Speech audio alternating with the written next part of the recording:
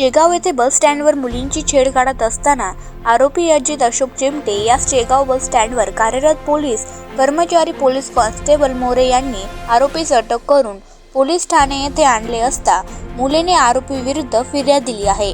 आरोपी अजित अशोक चिमटे राहणार शिंगोरी तालुका शेगाव याच्या विरुद्ध कलम 354 हा गुन्हा दाखल करण्यात आला असून यापुढे कोणी महिलांची किंवा मुलींना छेड काढण्याचा प्रयत्न करत असला अशा आरोपीवर गुन्हा दाखल करून कठोर कारवाई करण्यात यावी असे भीमशक्ती जिल्हा सरचिटणीस विजूभाऊ मगर यांनी शेगाव पोलीस स्टेशनचे पोलीस निरीक्षक समाधान नागरे साहेब यांना निवेदन दिले।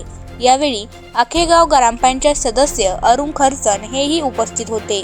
तसेच शेगाव पोलीस स्टेशनचे पोलीस निरीक्षक नागरे साहेब यांनी निर्भया पथक तयार केले असून त्यांनी आवाहन केले आहे की कोणी महिला व मुलींसोबत गैरवर्तन करत असेल तर त्वरित शेगाव पोलीस स्टेशन येथे संपर्क करावा असे आवाहन करण्यात आले आहे।